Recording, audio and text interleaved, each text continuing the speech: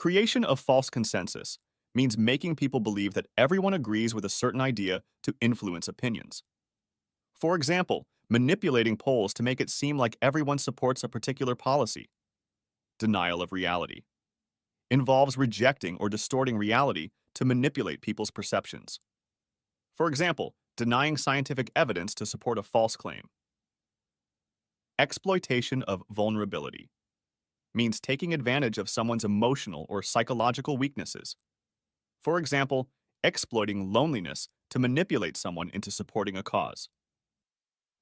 Creation of financial dependency involves making someone financially dependent to control them.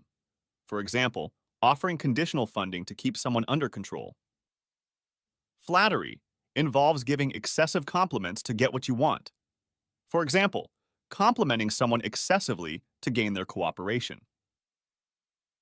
Strategic silence means using silence to create anxiety or uncertainty in someone. For example, not responding to messages to make someone feel insecure. Creation of technological dependency involves making people dependent on technology to control them. For example, creating addictive apps to keep people connected and influence their behavior. Exploitation of reciprocity means expecting something in return for doing a favor. For example, doing someone a favor with the expectation of getting something in return. Creation of artificial urgency involves creating a sense of urgency to push for immediate decisions. For example, limiting the availability of a product to encourage impulsive purchases. Minimization of risks means downplaying or hiding the risks involved in a decision to gain support. For example, not fully explaining the risks of a drug to encourage its use. Triangulation involves pulling a third party into a disagreement between two people to tip the scales in their favor. The manipulator strategically orchestrates this to ensure their viewpoint prevails, whether by selecting a third party likely to side with them or biasing the information to skew favorably. This not only diminishes the victim's inclination to challenge the manipulator, but also fosters feelings of isolation, reinforcing dependency on the manipulator. Projection is a defense mechanism where an individual attributes their own feelings, traits, or desires onto another person. For example, a manipulator might accuse the victim of being controlling when presented with alternative viewpoints or self-advocacy, projecting their own control issues onto the victim to evade confronting them.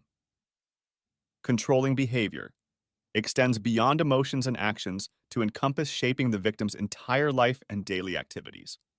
This may involve controlling access to finances, thwarting educational pursuits, or dictating social interactions.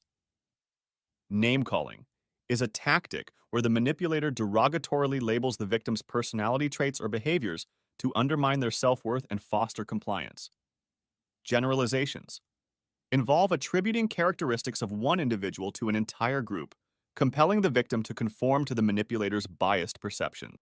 Moving the goalposts entails altering the criteria for success midway through a situation to thwart the victim's achievements. By imposing additional requirements or highlighting disqualifying factors, the manipulator perpetuates a cycle of unattainable standards, ensuring the victim remains in perpetual pursuit of their validation. Love bombing inundates the victim with excessive affection, declarations of admiration, and intense focus to rapidly foster intimacy and trust.